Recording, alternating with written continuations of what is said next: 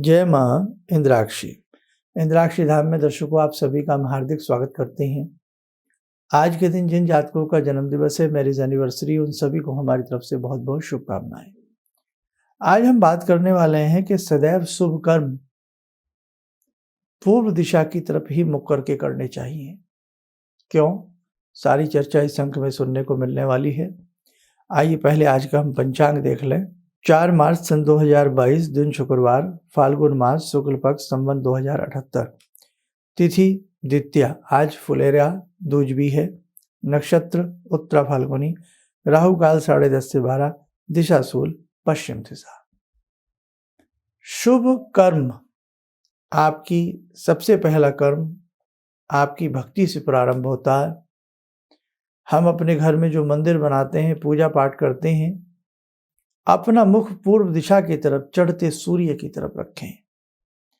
प्रातःकाल उदय होते हुए सूर्य को प्रणाम किया जाता है। शुभ कर्म पूर्व दिशा की तरफ ही शास्त्रों का निर्देश है, शास्त्रकारों का निर्देश है, ऋषियों का निर्देश है। पूर्व की दिशा व्यक्ति को बल देने वाली, व्यक्ति को वैभव देने वाली, व्यक्ति को नाना प्रकार की रिद्धि सिद्धियां प्रदान करने वाली मानी गई है।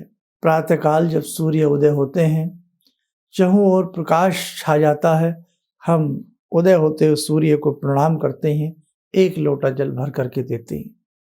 सूर्य की दिशा परम पुनीत पवित्र मानी गई है और सूर्य नवग्रहों में राजा हैं, संसार के एक तरह से प्राण चेतना करने वाले ग्रह हैं। और इसके साथ साथ सूर्य को जो है ब्रह्मांड का नायक भी कहा गया है और सूर्य पूर्व दिशा से उदित होते हैं, ये सबको मालूम है। तो इसलिए उस दिशा को बड़ा शुभ माना गया है। आप अपने घर में बैठ कर के पूजा करें, बच्चों का विद्या आरंभ संस्कार करवाएं, कोई भी शुभ कर्म हो, ध्यान रखना पूर्व दिशा की तरफ मुख करके करना, आपको बहुत ही अच्छा लाभ मिलेगा और ऋषि मुनियों से आपको आशीर्वाद प्राप्त होगा। कई बार मन में आ जाता है कि चलो हमने कोई तिलक किसी को काटना है, हमने कुछ लिखना प्रारंभ करना है, हमने कोई कार्य प्रारंभ करना है, हम मुख किधर करें, बात आती है ना दिमाग में कई बार।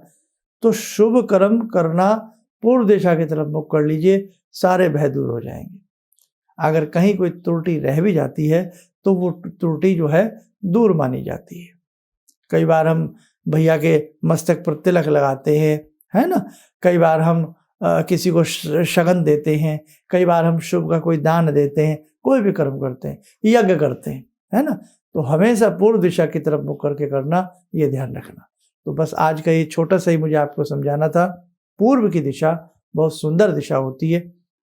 और भाई आप अपने घर में पूजा करते हैं, पाठ करते हैं, अब आप मंदिर बनाते हैं, तो अपने घर में जहाँ भी आप मंदिर की व्यवस्था करें वो भी पूर्व दिशा में करें, ईशान कोण में, तो भी आपका मुख पूजा करते समय पूर्व में हो जाएगा। आप बहुत लगेंगे भगवान की तो पीठ हो गई। अरे भगवान तो सर्वज्ञ हैं, वो तो चहुं ओर हैं, वो तो हर जगह व्याप्त है ना। बस आपका मुख पूर्व में रहना चाहिए।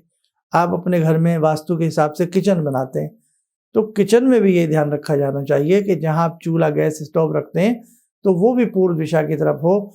आप जब उस पर फुलके बनाएं, रोटी बनाएं, तब आपका मुख पूर्व दिशा में हो, आग्नेय कोण में हो, वो भी आपके लिए बड़ा सफलतम रहता है। हमारे वेदों में भी हर प्रकार के शुभ कर्म करने का जो आदेश प्राप्त होता है, जो बताया जाता है, वो भी पूर्व दिशा की तरफ ही बताया जाता है। आइए साथ को समय और चला आज की ध्यानमाला का।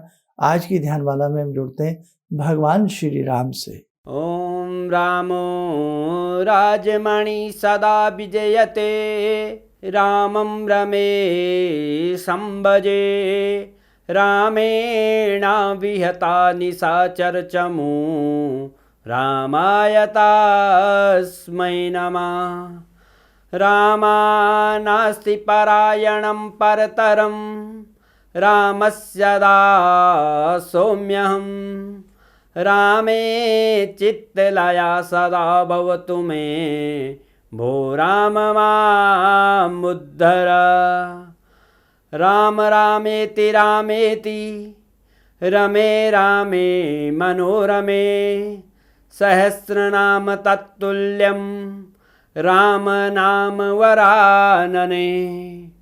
आदो राम तपोवनं दिगमनं हत्वा मृगं काञ्चनं वैदेहीहरणं जटायुमरणं सुग्रीवसंवासनं बाले निग्रहणं समुद्रतरणं लङ्कापुरी दाहनं पश्चात् रावणकुम्भकर्णहननम् एतद्धि रामायणम्।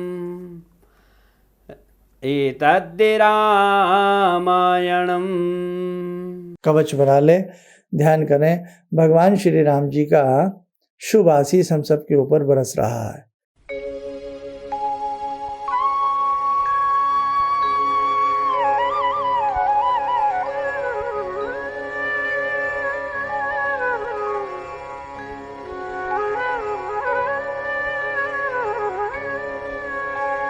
ओम बोलते हुए नेत्र खोलें, सामान्य हो जाएं। जिन साधकों की वैदिक जन्म पत्रिकाएं हमारे संस्थान में बनने के लिए आई हुई हैं, शीघ्र से शीघ्र सबको भेज रहे हैं।